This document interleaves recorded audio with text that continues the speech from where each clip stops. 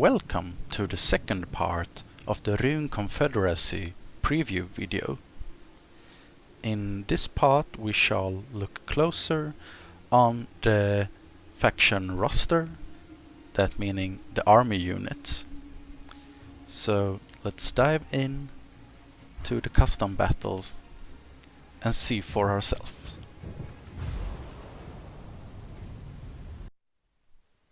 Now we line up with the host of Rhun. While we move through the roster, I shall discuss closer three different subjects.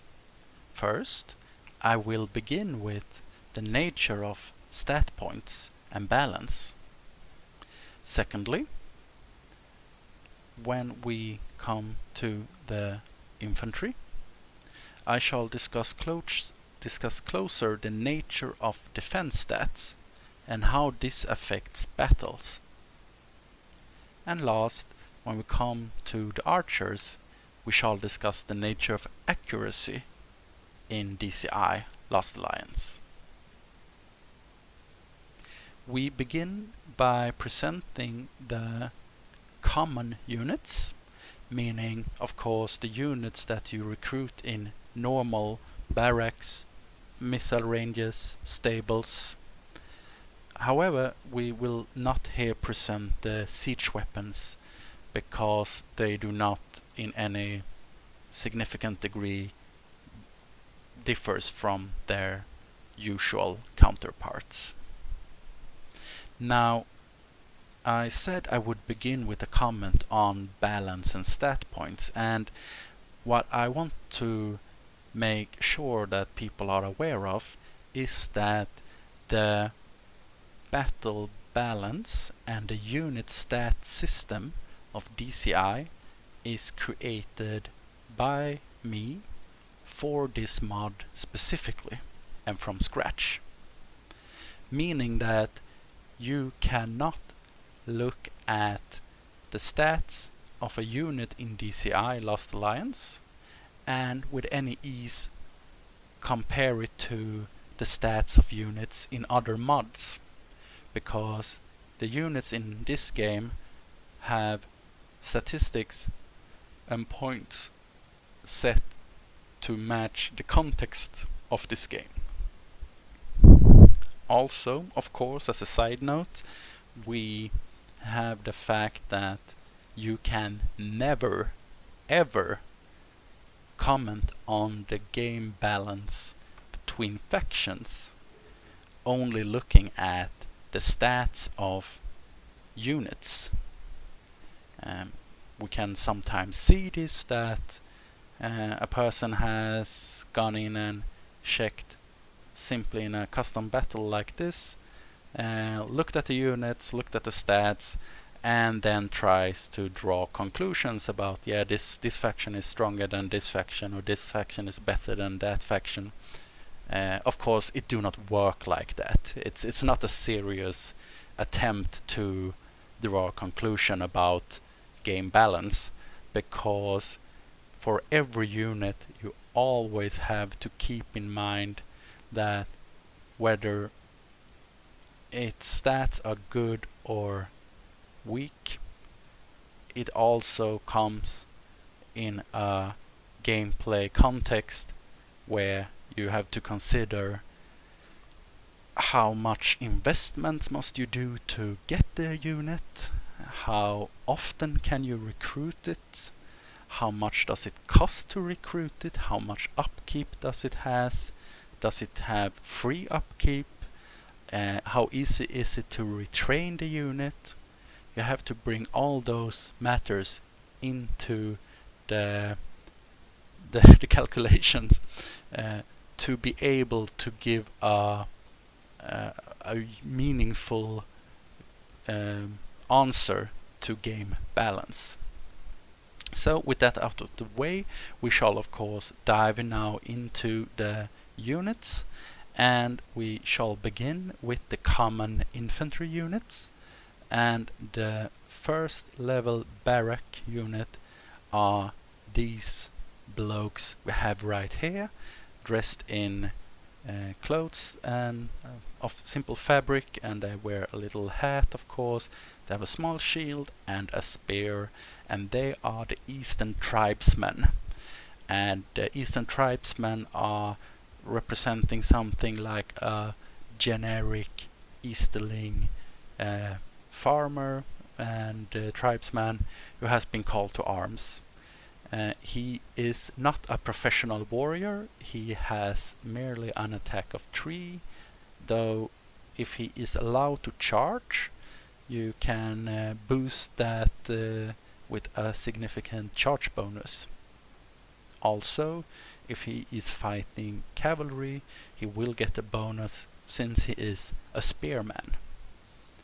Though the most common use of this unit is to send him against the enemy units to lock them up so that your more qualified infantry or cavalry can ride out and attack the enemy in the flank or in the rear.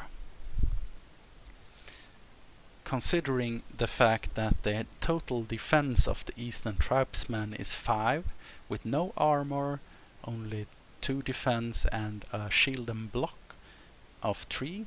We are not call it. It's not simply shield in DCI. We're calling it shield and block, and I will get to that later on. But the stats, the defensive stats of this unit should inform you about that they will not stand up against any qualified enemies for a long time. So once they have engaged the enemy, you better make sure that they will get relieved soon, and that the other friendly units will support them sooner rather than later. Indeed, they are cheap, of course. You can field many of them. They make good town garrisons merely to keep public order, but they are mostly filler in a army, and well, I presume you would call them the arrow fodder of the Rhun Confederacy. Oh, arrow fodder. Precisely. Yeah. Now, while we are here, I will conclude that we must send our gratitude once again to Earl of Memory, who has created all of these units. Not because he had to. Indeed, the original intent was only to create some new models for the Rune roster, but Earl of Memory took it upon himself to make sure that every unit was new, thus offering us this fresh experience when we play as Rune in this Second Age setting. And we will leave the quite grey and not so impressive Eastern Tribesmen in favor of the next step on the tier steps, such speaking. We have the Runic Spearmen, who are quite more colorful, better equipped, lovely patterns on the clothes. They are professional soldiers, although they do not have much better attack. They are simply a 4 attack, thus 1 point better than the Eastern Tribesmen. They do have a significant higher total defense. We had only 5 for the Eastern Tribesmen, while the Runic Spearmen have an 11 with 4 armor, which makes them very much more durable. Indeed, you will prefer to put this guy to hold the line, or rather hold the flank, since they have the bonus fighting cavalry. Now, I said that I would go into the nature of defense stats, and I think this would be a good point in time to do so. What I am getting at is that while we of course have the total defense, there are 3 different categories We have armor, defense skill, and shield and block. And these three stats operates in different ways. And we will, of course, get into more discussions about that as we go on, but I think it is significant for you to know what is the difference between these three different categories. The first thing we have is the armor. The armor is in many ways the most reliable of the defense categories. In this case, the Runic Spearmen has an armor of 4, meaning that if they are attacked from the front, or from the flanks, or from the rear in the back, they will always have an armor value of 4, making up their defense. The armor works from every direction they are attacked from. This is thus a very useful category of defense. The defense skill is almost as good, but not quite as good. The defense skill is rather how good are you at defending yourself in general. And if your unit is attacked from the front, you get the full defense skill value. So if our spearmen here are attacked from the front, they get the 3 points from the defense. But also if they are attacked in the flanks, thus from the side, the units will have the 3 points from the defense. But if they are attacked in the rear, in the back, they get nothing. So the difference between defense skill and armor is that if you are attacked in the back, defense skill do not come into play. The engine will ignore your defense skill if you are attacked in the back. Lastly, we have the shield value that is in DCI that's called shield and block. In this case it has a value of 4. Now the shield value is the weakest of the defense categories. If you are attacked from the front, then you will get the full shield value.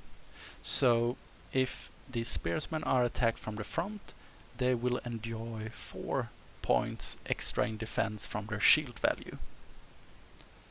So if they are attacked from the front, they will enjoy the full 11 points. However, if they are attacked in the flanks, then the shield value will only apply 50%. So these spearsmen, if they would be attacked from the right or from the left, they would only get 2 shield points, making the total defense value 9 instead of 11. And if they are attacked in the back, in the rear, also shield and block is cancelled out. Meaning that if this unit would be attacked in the rear, they would not get 11, they would not have 11 in defense, they would only have 4, because both defense and shield will be cancelled out. If a unit has armor piercing, they will ignore 50% of the enemy armor value. So if these Runic Spearmen are facing, say, some axemen who have armor piercing, their armor value will only count as 2 instead of 4. Now imagine that a unit with armor piercing attack these Runic Spearsmen in the rear, in the back. Then of course they will not have any shield value because it's in the back. They will not have any defense skill because it's in the back. And even if they usually would have 4 in armor, since the enemy has armor piercing, their total armor value and their total defense value would be only 2. You get nothing! You lose! Good day, sir! So we had the spearmen presented. As said, you want them on your flanks, you want them to fight cavalry, and also they will simply make your army look more appealing. Akin to them are, of course, the level 3 infantry. It's the Runic Fencers. They are swordsmen, and their attack is slightly higher, the charge is slightly higher, and their total defense is a bit better than their spearmen counterparts. They do not have the bonus, of course, against cavalry. However, while spearmen has a slight penalty against other infantry, that is where the Runic Fencers will be of good use. You will prefer to send swordsmen against other swordsmen, or against especially other spearmen, as long as there's not a too big difference in armor values and attack. Of course, the Runic Fencers are not so strong. They are a medium infantry unit, but you can get them in quite decent numbers, so they may come to make up a bulk of your forces. Also, we have lastly, and I put this unit here with the generic common infantry soldiers. It is the unit known as Hiram Guardsmen. Now, the Hiram Guardsmen are in name the same as the Hiram tribe, but they are different in that they are not recruited through the tribal courts or the tribal camps. They are not recruited in the homelands, but they are recruited from the caravan buildings, the second and third level of the caravan buildings. So they are available in any region where you have a caravan building large enough. Now, and I will get to that. You can see here they are a bit more darker clad. They are usually considered then they are Caravan Guards. They are working guardsmen who sometimes take other jobs if they are paid for it. They are slightly better than the Runic Guards, Runic Spearmen. The Guardsmen have one more in attack and one more in the total defense. They have one more defense skill. So while they are not superior, if you are in a situation where you have to choose between Runic Spearmen or the Hiram Guardsmen, you will likely prefer to get the Guardsmen to get a slight edge. Of course, right now there is no unit info card, and that is my fault, and I will refer to credits later on for that, as well as many other things. Now we have a good chance to note the difference here, because since this is at end a Hiram unit, they have a Hiram officer, and this officer is clad as the more higher tier Hiram soldiers, and he's having a banner with the Hiram symbol on. Also, if we are looking at the swordsmen, they are having a common runic, the more elite version of the bannerman. So he is dressed like one of the noblemen or one of the bodyguards. It is a higher officer, such speaking, while the lower infantrymen are having a more common bannerman, a more common officer, who are having their own kind of flags, lesser version of the rune banner here with some both different colors and some different symbols. As you can see, the symbol is the same, but you can see the color differs, and also the very clothes and colors of the bannerman might be different from unit to unit. Then we move on to the missile units, the common missile units of the Rhun Confederacy, and here we meet first. The first level of the missile ranges are the Eastern Archers. The Eastern Archers are not any professional soldiers, but they are capable enough. They have a missile attack of 4, have a melee attack of 3, but of course, considering their stats, they have 0 armor again, and some shield and block capacity, but they should be kept out of the fray. Don't get them into melee. Let them run around and shoot arrows and keep their distance. This is the point where I will discuss the nature of accuracy in DCI Last Alliance, because these guys, if they hit the enemy, the missile attack value is 4.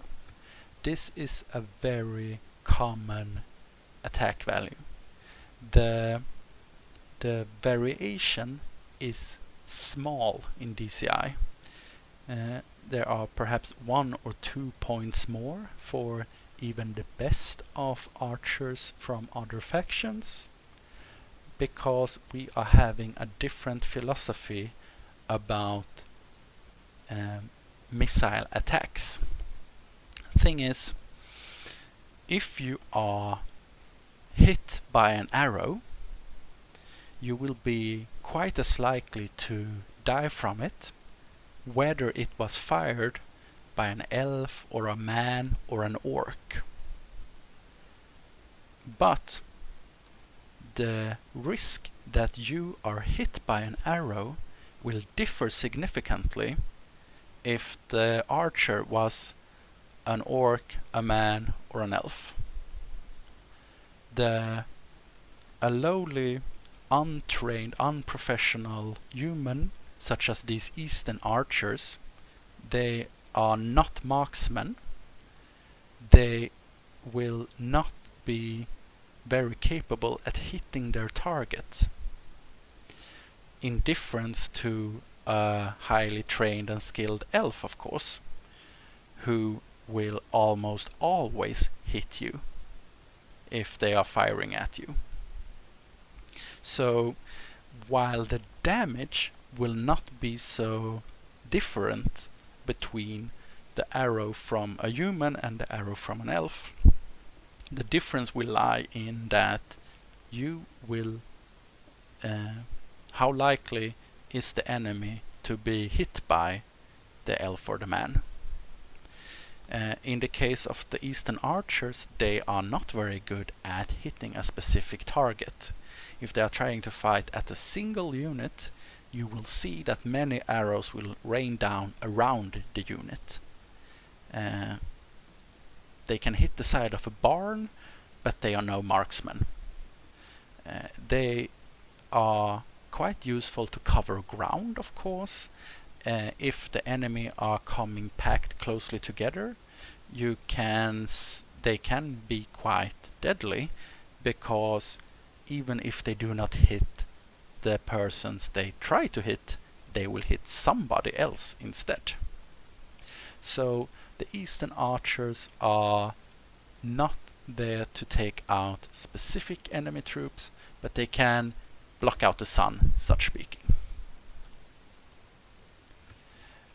And from the Eastern Archers there is a jump and a gap till we get to the level 3 missile Runic Slingers.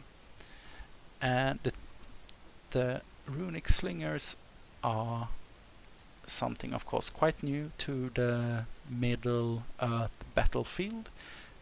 We send our gratitude to Europa Barbarium 2, who gave us permission to bring over their animations and use the model as a base for these slingers, Runic Slingers.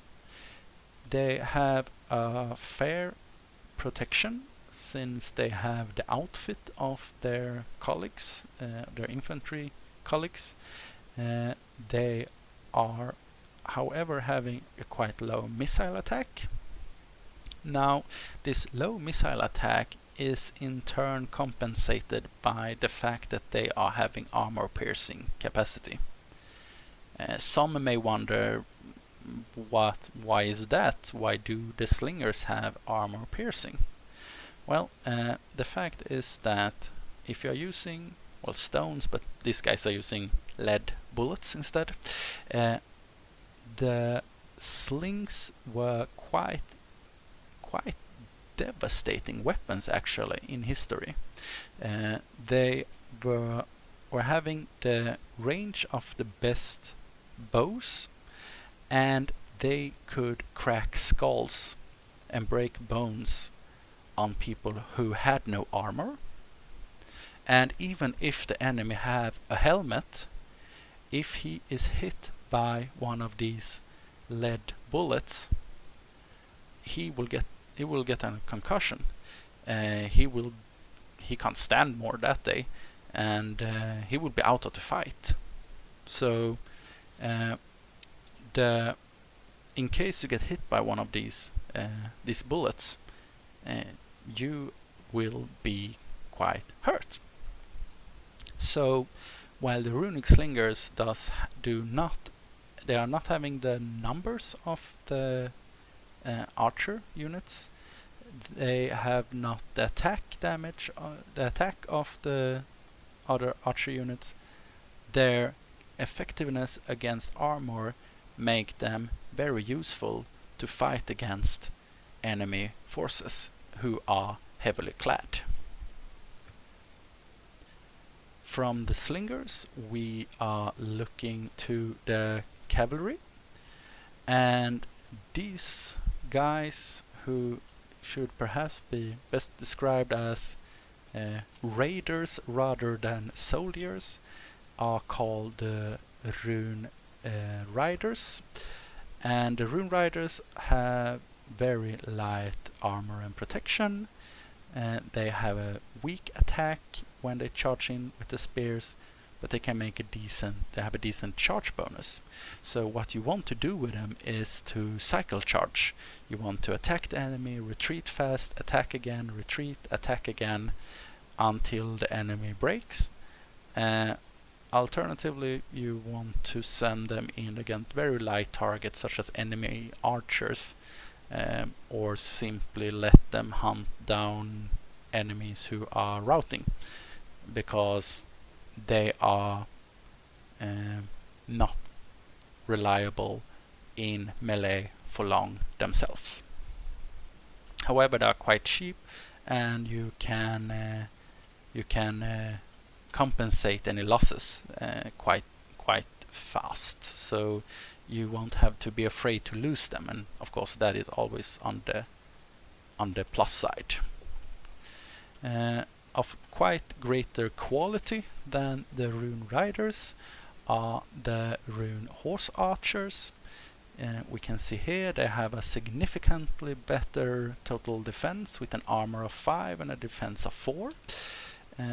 They have armor because they are valued by their chieftains or kings and anything such, to make sure to provide them with good outfits. And of course this is also seen in the fact that they are having one of the more quality bannermen by their side, not a common bannerman. They can ride in circles and shoot as most horse archers. They have a missile attack of 5 because they have They have composite bows, which is granted a greater attack, and also they have a very good range. This, of course, once we get the game released, you will see the range in information available. So while you do not see it now, you will see the exact amount of, I don't know, what are they counting in, feet, meter, whatever. At least you will see how far they can shoot. As with other units, they have an upgraded version who I will not go through here because that would take a lot of time, but many units have upgrades who will be appreciated. Now then, we come to the perhaps most I was about to say unique, but the most characteristic of the units of the Rhun Confederacy, the War Chariots, are in the hands of kings and nobles from the east. It has a melee attack of 15 with a charge bonus of 30. Also, of course, there are archers in the chariots who have a missile attack of 5. They are recruited from the 3rd level of the stables, and they have a total defense of 13 with 10 armor, defense skill of 3, no shield and block. They are quite easy to hit because they are a large target, but they at least have 6 hit points, so they can take quite a beating. Now, the War Chariots can charge in and break up lines and have a ball, but they are not in any manner of way invincible. For example, javelin units are a great threat to them and can take them out quite easily. So you really have to find a proper counter to them, or if, of course, when you are playing as the Rhun Confederacy, you must make sure that you are not countered. They have many other advantages though. They have a bonus fighting cavalry, and they frighten nearby enemy infantry, making them quite good against most kinds of enemy forces. Excellent morale, of course, and they are not terribly expensive. They are not so many, of course, in each unit. However, they are quite rare and hard to get. So it's balanced in such a regard.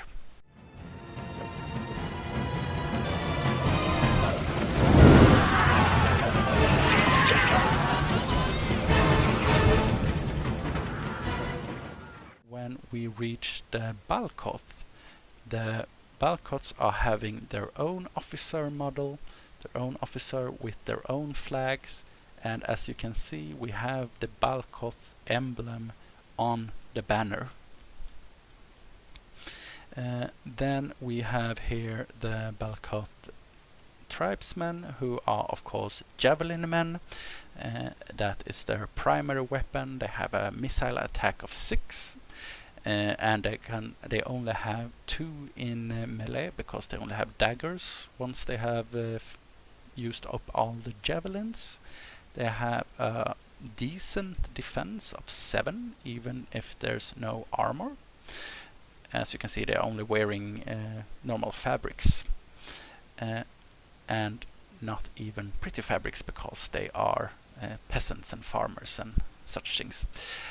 However, it should be here told that even if the missile attack is 6, it is not as good as it would be in 3rd Age and many other submods, since javelins do not grant the soldiers armor piercing. Not any javelin grant armor piercing.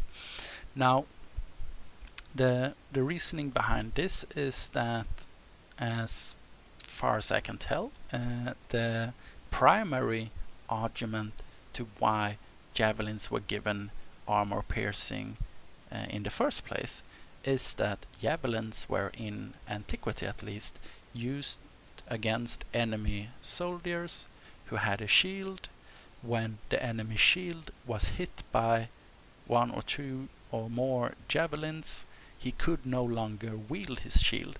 He had to drop his shield, and in that manner the javelins lowered the enemy armor value. So in a sense it makes sense that they would have armor value, but since we actually can't lower the shield value by any way, we have dropped the armor piercing from these javelin men, all javelin men in the game. Instead, they are given a quite decent attack value with the javelins they have. So they can be quite nice to have to harass the enemy, and of course if you can get around the enemy or attack them in the flank, that will be very useful for your forces.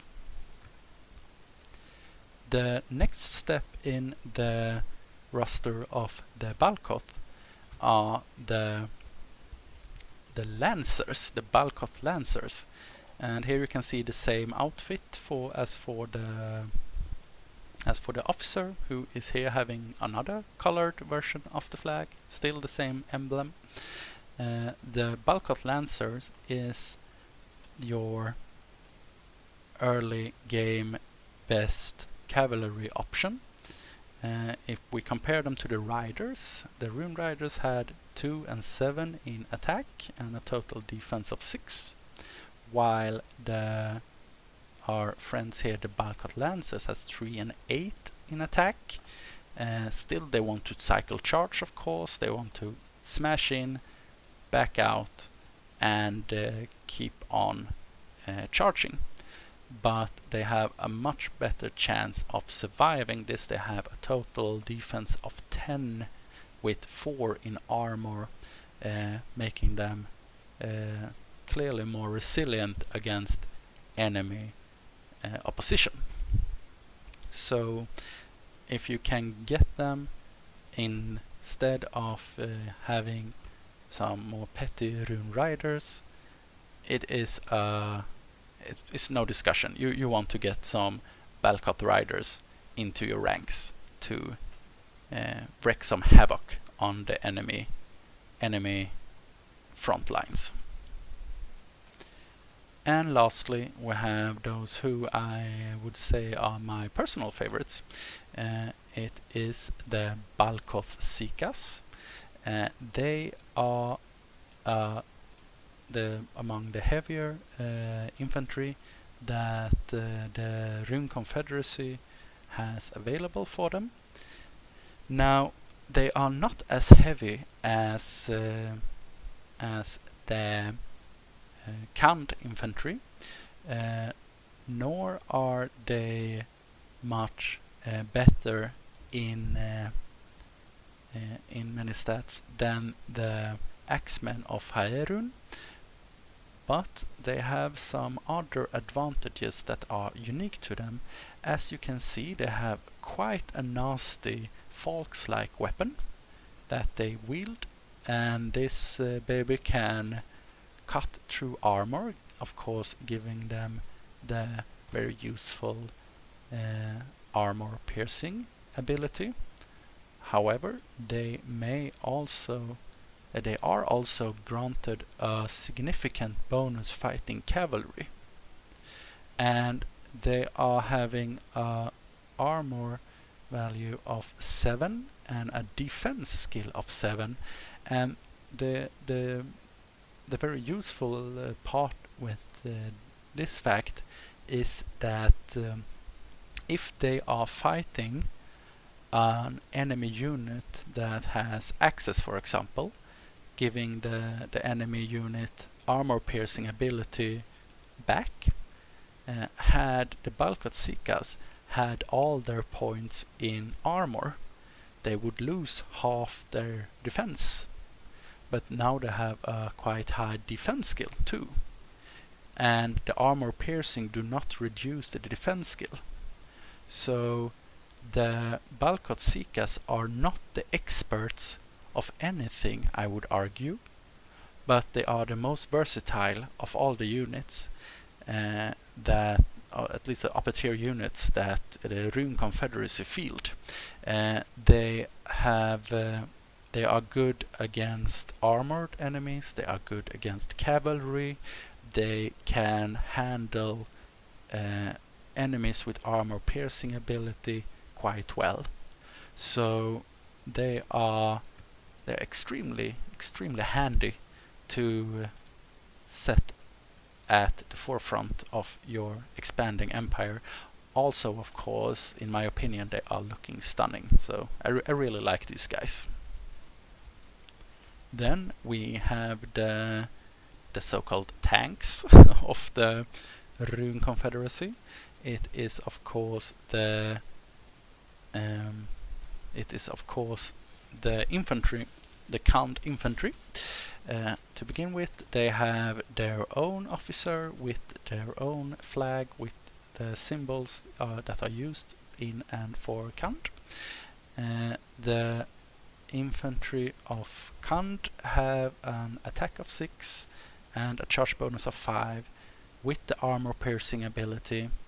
Also, they are having 18 in total defense with 10 in armor, making them great against any kind of opposition except if the enemy has armor piercing, because then they will lose half their advantage.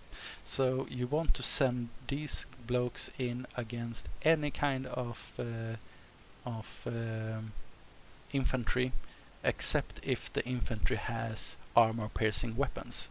But these guys, they are having also broad shields. Anything that is coming from the front against them will have a big problem to get through. These guys can make up a front and hold it almost forever. So I know, as said earlier, these are favorites for many beta players, and I can understand why. They are looking great.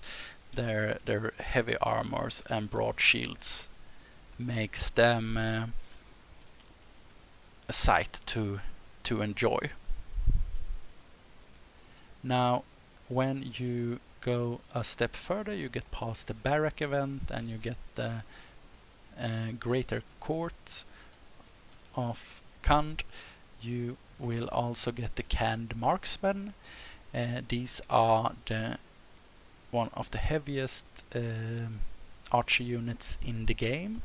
They are wearing the masks, and of course the masks, as I think I discussed previously, are the result of the Easterlings having contacts and bonds with the dwarves, and this is a trait they have picked up to frighten enemies.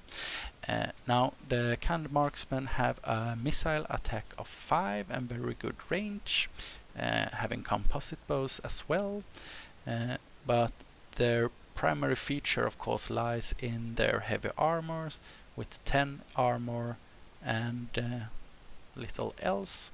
However, they can survive a shootout with other missile units, and they can be attacked by most enemy units who do not have armor piercing and survive that until reinforcements arrives to relieve them. Yeah, again, one of the favorites among our beta players who really like to field a line of canned marksmen to shoot down as many of the enemies as they may before the real melee kicks in. Oh, it's beautiful. Heavy armor, heavy armor. Then we have lastly the unit that was not presented with the other bodyguards. It is the canned custom bodyguard that belongs to 2 of the starting generals, and their armor is alike both the bodyguard outfit of the generic common bodyguards, but they are having a different version of it, a heavier version, because if we compare the normal bodyguards, they are having a total defense of 20 with 11, 5, 4, while the canned guardians are having 22 with 13 in armor, so they have higher armor, they are more heavily armored than the normal bodyguards, to represent the fact that they belong to a culture that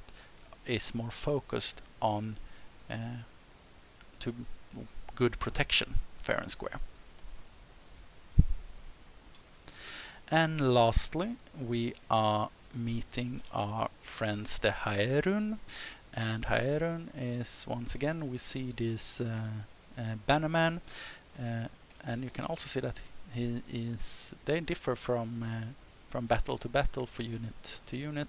The previous Haerun officer we saw, I think, had the helmet with eye protection and such, but it's the same banner we see here. These are the most appreciated Hiram Guardsmen, who have a slight bonus fighting cavalry. I think it's +2 in difference to the Balkosikas, who have like +4 or something like that. But the Hiram Guardsmen, of course, are effective against armor. They have an attack of 7 and a charge bonus of 7. Their total defense is 12. So it have an armor of 4, defense of 6, and a shield and block 2. It may be added that despite their not having a shield in this case, they are trained soldiers, and they can use the two-handed weapon to block incoming blows, as if the axe had been a staff, you could say. That's a reason why the shield and block value do not always correspond to the whatever kind of shield a unit may carry. In this case, they do not carry any shield at all, and they still have a shield and block value, and that is because they can use their axes, the staff of the axe, the handle of the axe, to block incoming blows. They are very useful, especially against dwarves, I would say, in case the dwarves are deciding to focus on the Iron Hills and march south. Then you will be happy if you can field some Hiram Guardsmen to keep them away.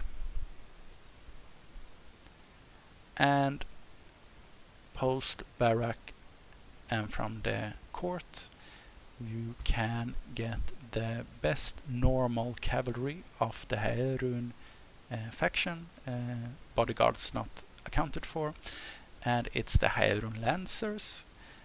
To compare them to the bulk of Lancers, who had 3 and 8 in attack, we with the Hiram Lancers get 6 and 10 in attack. So with these guys, you really want to make sure that you cycle charge, not as much because they will die instantly in case they remain in melee. They have a decent defense of 21 with 7 in all stats, but instead it is because they will do so much damage when they make a charge that you should never waste them on standing still fighting against enemy foot soldiers or something like that, but you should try to get away and make a new charge.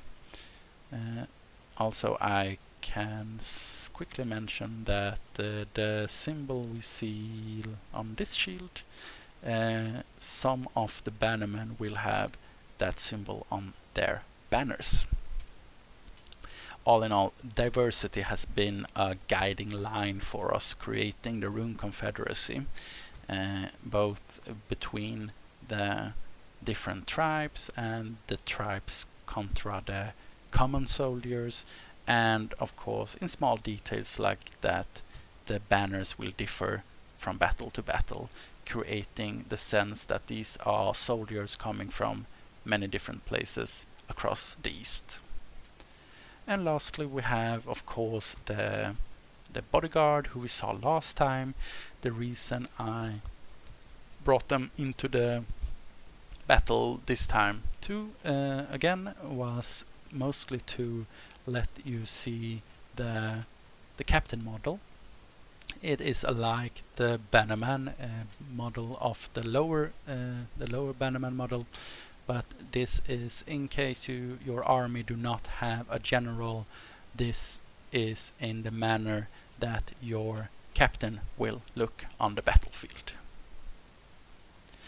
So with all units now presented, I will take the time to make sure that we are giving some proper credits, because there are much credit to give. And of course the first to get some love should be Earl of Memory again, who we mentioned already, because he has devoted his time to create all these different kinds of models for us. But then also we shall thank, because as you can see right now down here we have all the unit cards. Oh, they are driving through their own ranks. Nice. I'm happy that they do not kill, no friendly fire in this, but these cavalry will be butchered. Some mercenaries, mountain reavers. Well, we are fighting here some of the Rovanian forces. Now, where were I? Yes, the unit cards, as you see here, are created by misteed, who... Ah, crap, run away. Take them, take them. Ooh, a heavy Frauian Knights.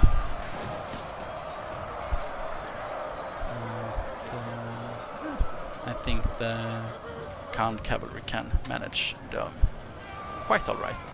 We should get the... Where are they? The Sikas. Oh, they're all the way over there. Well, yes, misteed created the unit cards, and he's done a great job with that. Also, all the info cards, all these cards, are created by Ex-Holy Crusader, who also usually takes the shots for our previews. So big thank you and much credit to him as well. Then we have some less perhaps obvious credits that should be remembered, and that is to the editor, such speaking. All the description texts that you find in the game, most, if not all, have been all unit texts have been written by me or tweaked by me from some previous text, and I in turn have given them to Veteran, who is our editor, and without him the game would not in any way be as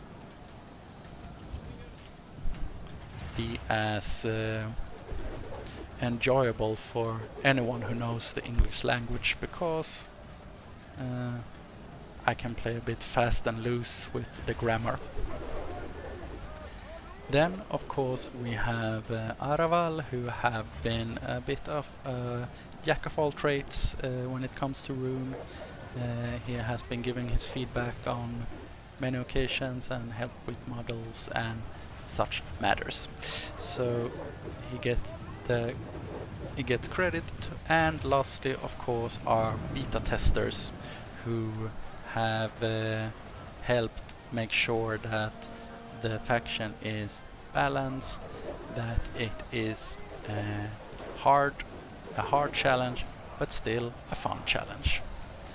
And with these images, I thank you very much for your patience, and hope that you shall enjoy DCI Last Alliance the day that we release it, and that you shall be with us the next time when our next faction preview shall be released.